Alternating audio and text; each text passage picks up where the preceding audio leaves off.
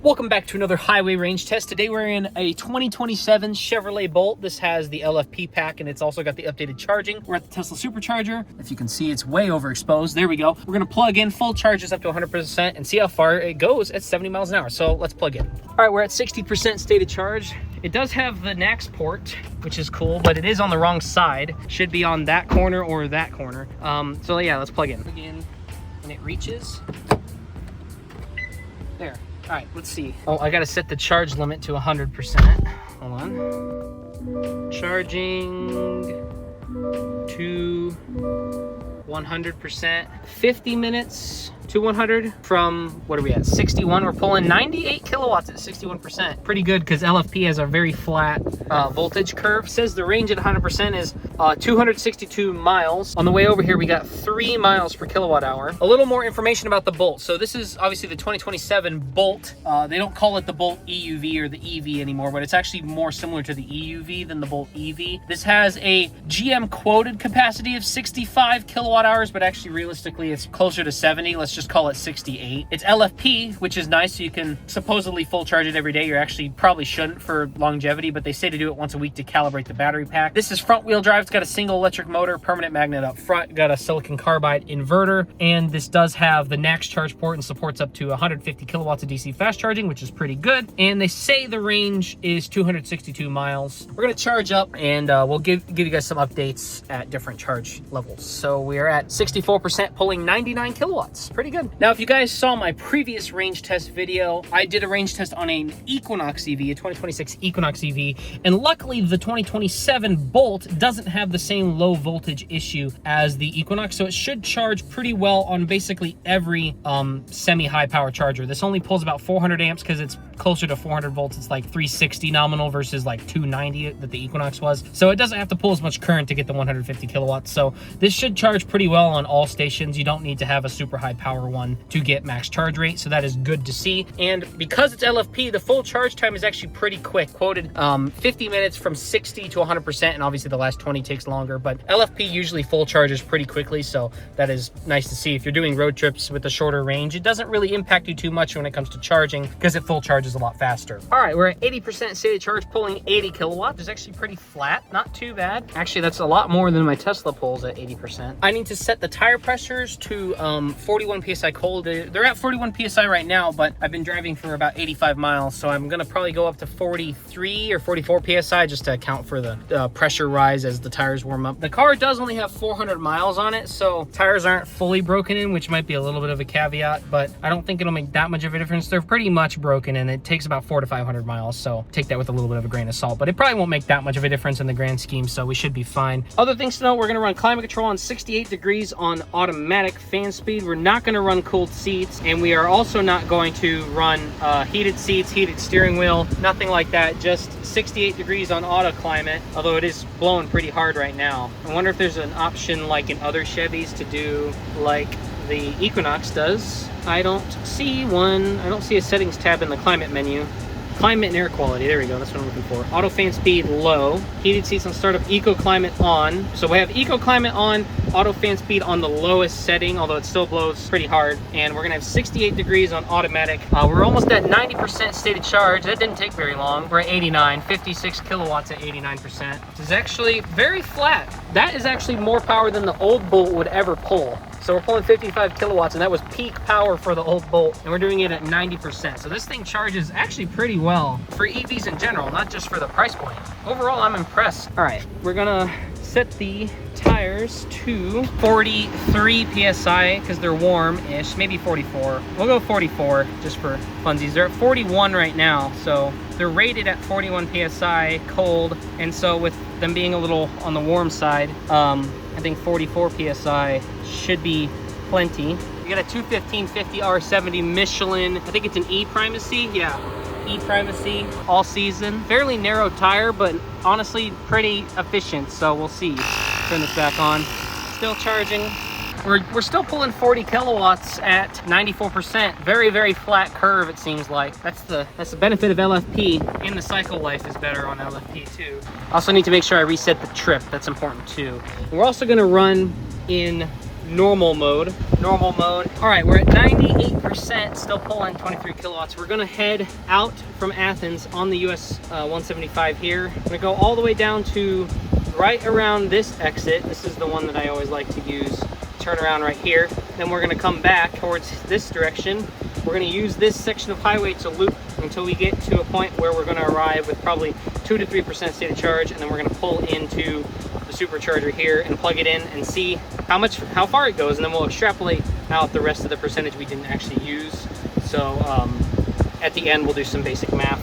All right, we're at 100%, still pulling 19 kilowatts. What does it say until the charging is complete? 5 minutes. Still pulling a lot of power for being at 100%. I think when it dips below about 7, then I think it shuts off. All right, the power's tapering down. Tire pressures are set. Check the wind real quick for me.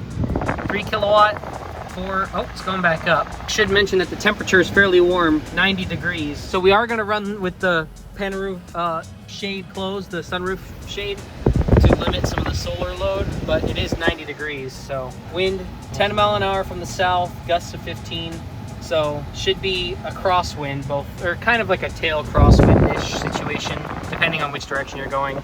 Reset trip 2, this will be our range test thing. We'll see what our efficiency is. We'll probably do 20% check-ins. So that was weird. It didn't actually say charging and stopped, but Franklin realized that it's actually pulling 5 kilowatt. So AC's on, let's unplug. It didn't actually say it stopped, which was weird. And I tried to start a new session to top charge it, but it didn't actually start charging again. So I guess it must be full. Whoa! Video how close he got. He could have parked on the, sorry. I know I'm double parked, but like he could have parked at any other stall. Anyway, he was like 2 inches from the car. Anyway, we're rolling out. Trip is reset. 68 degrees automatic. We're gonna hop on the highway, set cruise to 70, and we'll do 20% check-in, so 80, 60, 40. Oh, it's busy right now. Fairly busy. It looked like he was about to back into us. It for sure did. Yeah. I know I was technically over the line, but the charge cord wouldn't reach if I'm not double parked in this thing. Chevy, fix that. Why do you have the charge port over? I mean, it's convenient for home charging, I'll give them that, but at superchargers with short cables, it's kind of annoying. We do have the GPS speedometer going. It's a little laggy, but that'll keep track of our trip distance. Kind of made a little bit of a mistake, like it didn't say, like you didn't see it say stopped or anything. It just shut off. It was weird. Normally it would pop up and say charging complete. This guy's getting pulled over, and this guy's pulling out in front of me. It pulled 36 kilowatts of regen there, which is actually surprising considering how full the battery is. All right. Gently merge up the speed. Like I mentioned before, we're in normal mode, so nothing crazy, like no sport mode or anything. I'm gonna go cruise control. I'm gonna set it to manual cruise. That way it doesn't slow down for cars. There it goes. Regular cruise selected. And we'll set cruise to 70 miles an hour. What does it say on that? Well, it's not going 70 yet. 69.6, 70. Well, we're going downhill a little. So let's just, well, it's pretty accurate. So 70 is 70, so that's good. We'll meet you guys at the first update at 20% battery, or sorry, not 20, 80%. See what our efficiency is. It's 94 degrees, pretty hot.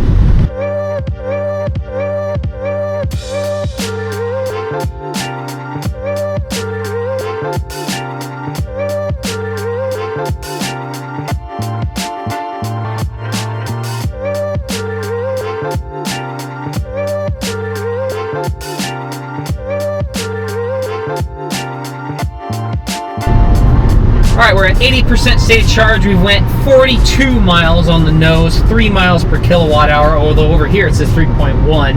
So that seems like 210 miles so far, but obviously the efficiency hasn't stabilized quite yet. So it's still a little early to say like how many miles we'll do, but 3 miles per kilowatt hour is not as good as I was expecting. I was expecting like 3.3 to 3.4, but maybe it hasn't stabilized yet. Handling around this corner. The handle's fine, it's just we're going a little quickly. Based on what we've seen, my estimate seems high and your estimate seems decent. What did you say, 220? Yeah, 220. 220. 43, well, we hit it at 42 miles, but Went a little further. Oh, there's some crap in the road.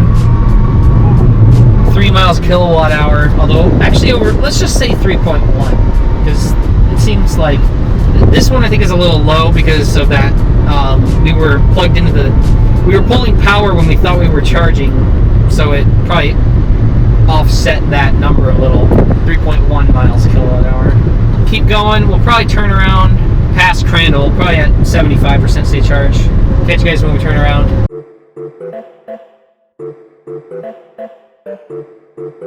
Alright, we're about to hop off the highway. We're at 75% state of charge, so actually 8%, or sorry, not 8%, 5% lower than the Equinox was, or the Equinox EV was at the same point.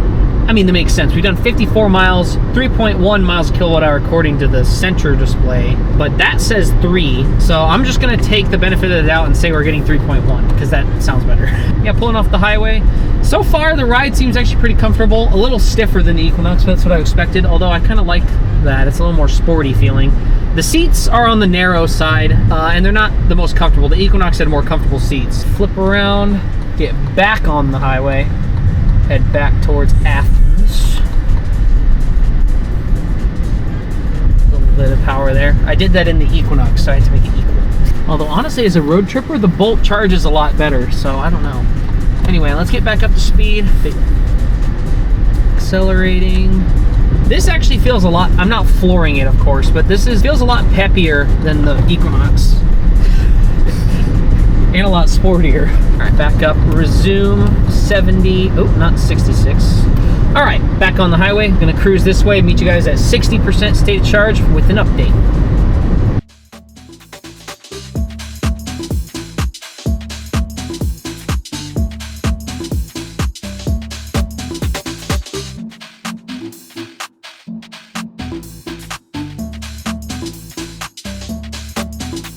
Alright, we just dipped to 60% state of charge. We went 84.6 miles, or 84.7 now, averaging 3 miles per kilowatt hour. Now we're kind of going back into the wind. It did get up to about 3.1 briefly, and by briefly I mean for about 5 seconds, and then it dipped back down to 3. But yeah, not the most efficient thing in the world. I was expecting closer to 3.4, but then again, it is on the windier side. I wouldn't say it's windy, but like 10 miles an hour is fairly... It's not insignificant, but it's not the end of the world. Also, the tires not being fully broken in could play a factor, but we're working with what we got. We got 60%, 85 point, whoa, stay over there, dude. 85.7 miles, 3 miles kilowatt hour. Yeah, we've used 40% to go, let's just say 85 miles. So that actually doesn't seem too bad for the range. Anyway, we're gonna flip around shortly, probably at 50% or so, up here in a little bit, and then we'll get back and we'll check in at 40% state of charge, and then probably flip around at around, it took us 25% to get to our turnaround point. Yeah. So we'll turn around at 30.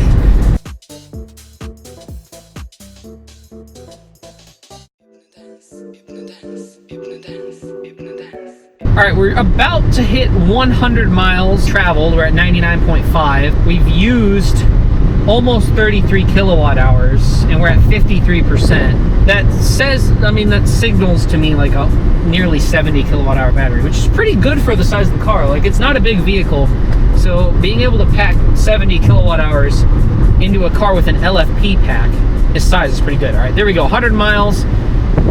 328 watt hours per mile if you do the math, so 32.8 was before.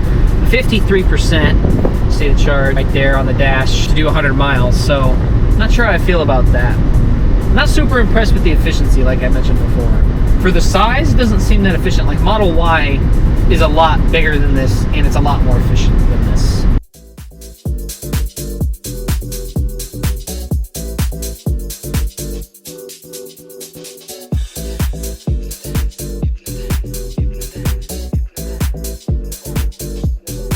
Okay, we're at 41%, so we're gonna basically do the check-in and the turnaround at the same time, because we're back at the turnaround point at basically 40%. It's right up here. 3.1 miles kilowatt hours still. I say still, even though it's been flipping between 3.1 and 3. It says 3 up there, which is weird. We go 40%, 128.7, 3.1 miles per kilowatt hour, 41.6 kilowatt hours used. So we still have, let's just say 25 to play safe. So we're about to exit here to turn around and try to hold some speed a little bit. It's at 40 miles an hour. Yeah, that's a suggestion. Regenning a little bit. This will boost our efficiency a little. It says we have 94 miles of range left. That's bogus in my opinion. 8% state of charge. So what does it say we'll get back to Taco Casa with? It says 11. We're probably gonna have to do another small loop, like not a full gun barrel to basically Seagoville loop. We'll probably go to Kemp and then we'll turn around again, just to get this down to like 2%. Because I feel like this always is very pessimistic. Like you always get there with more than Google Maps says, which is fine. The sportiness. Oh. Okay, this guy in the Ford Fusion is letting me in. There we go. Back up to 70 miles an hour, 40%, 130 miles travel. We've used 7% on climate, 93 to driving. It says we've regenerated 3.5 miles. All right, let's check in at 20% or whenever we turn around again, probably 20-ish, I don't know. We'll figure that out when we get to that point.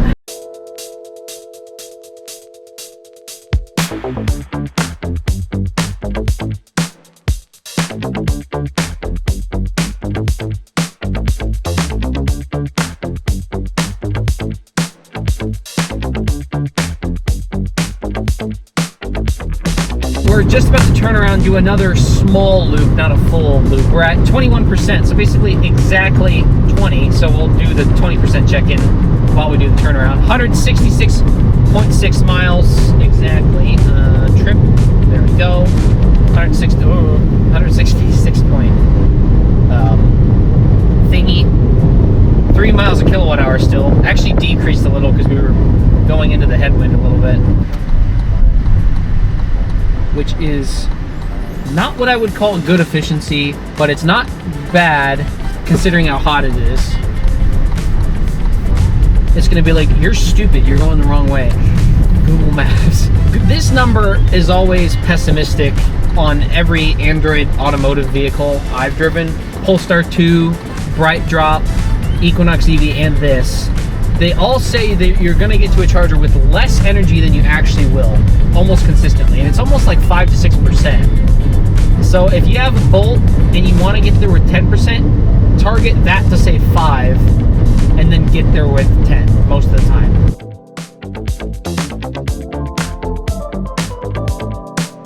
All right, we're estimating well, we just went by it, but we're gonna go a little bit further up. There's a turnaround point, not this next one, but the next one after that, I think. Turn around here. Regen.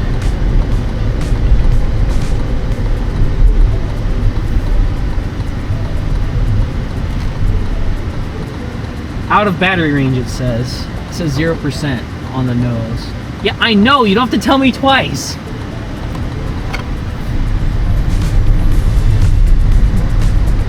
Foot to the floor, 150 kilowatts. Definitely down on power a little bit. Resume, there we go. All right, 25 miles to the charger. We've went 175.9 miles. Now at 15%, you would think you'd be able to go further than 25 miles.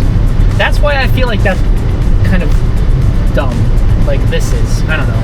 We'll find out if we're wrong. We might just die on the side of the road and be screwed. Although to be fair, I feel like the bottom 2% of the battery should not be used. I wouldn't trust it past that. We're about to dip below 30 miles, so we'll keep this rolling for a little bit extra long past that point, but it's interesting. Get out of my way! Get out of my way! Charge vehicle soon. No, I didn't catch the message. Charge vehicle soon. 30 miles of range left at 14%. But we have 22 to go, and it doesn't think we can make it.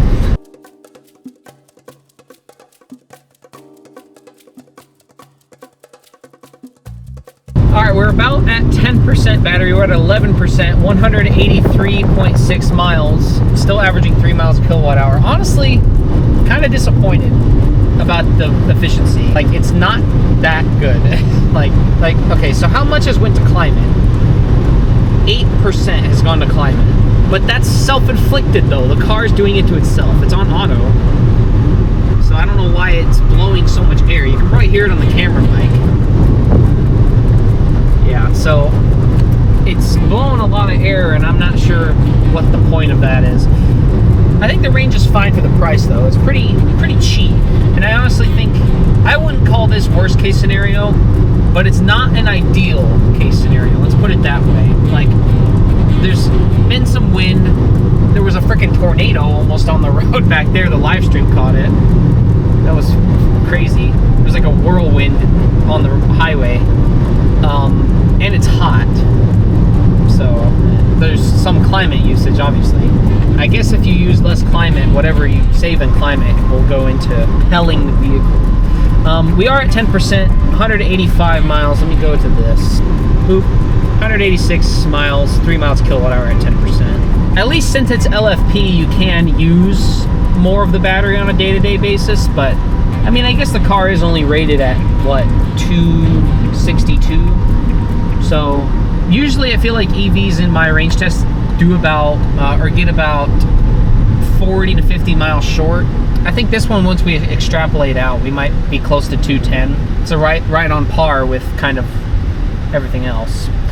10%, there is no turtle mode though, so that's good. So it doesn't, it's not in like reduced power, although I think it is reduced power a little bit, because I had to floor it getting onto the highway back there, and it was only pulling 150 kilowatts, not 170.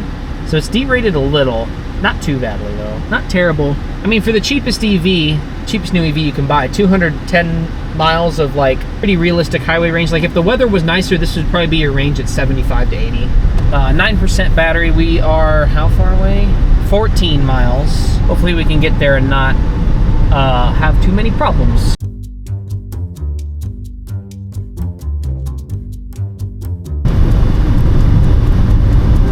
Oh, charge vehicle now. Reduced acceleration. Low, 6%. Okay. I mean, this camera got it. Okay, so we seem to be cutting it kind of close. Or actually, it says we're not going to make it. So I'm going to have to cut to my house and end the range test short. We're at 191.9 miles at 4%. So I'm going to slow down a little. So I got to get to... I'm looking for the energy menu. That's what I'm doing. Energy info.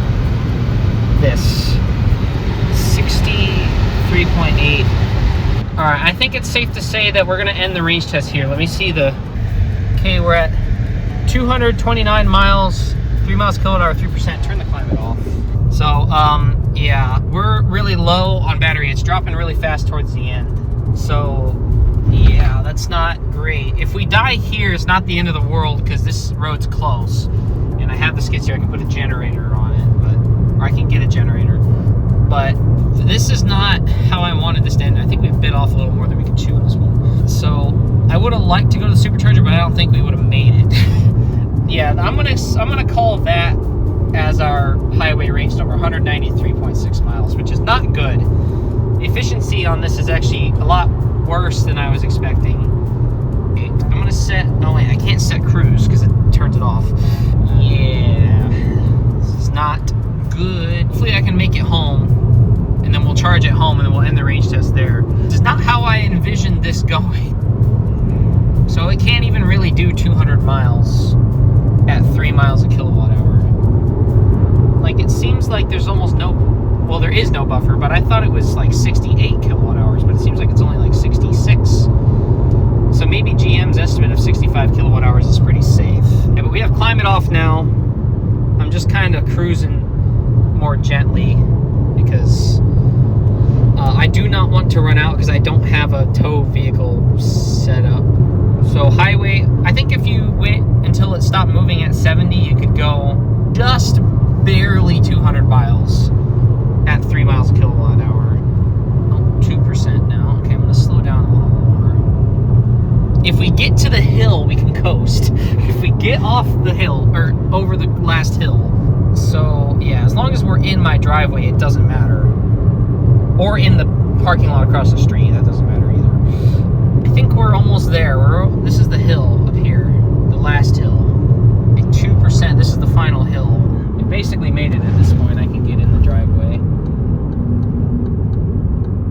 169.8 miles, 64.7 kilowatt hours. Yeah, we made it back with 2%. I don't think we would have made it to the supercharger. That would have been close, considering I dropped speed. So, yeah, that's not great. Kind of underwhelming on the range in the Bolt. But then again, it's cheap, and I think the wind really messed it up. Are you sure it was actually... What? Like, okay, so this says 159... Oh, I stopped it right as you turned off the AC, so that should be... Oh. That underreported it by 2.5 miles, so it should be 100, yeah. 199.5. I'll just call it 200. Yeah. If you ran it all the way to dead, you get 200 out of it. So this is our final number. 197 miles is what we actually traveled, and 195 of those was at 70. 95, I think, is when we dropped off 70. The car could clearly... It would maintain more than the speed we were going, but... So, yeah, the car was able to go faster than I chose to go. I just didn't want to run out before, so we used a total of 64.7 kilowatt hours. 5.2 went to climate. 8% of our range went to climate control. And then, what is this? Gusts. 21? Yeah. That's pretty windy. Not sure. Should we just plug it in and say 200 miles, I think? Yeah. Yeah. I mean, there's not really... I gotta pull my Tesla out of the garage in order to plug this thing in. So, I'll give you guys some of my final thoughts in a second. Let me just get this over with here. All right, we just got back 2%. I wanted to end at the supercharger. That's typically how you do a highway range test, but we just couldn't make it. We cut it a little too short, so plugging in at my home level 2 charger. I mean, it's pretty much the same effect. We were on the same route, we just deviated a little bit, so that probably makes very little difference.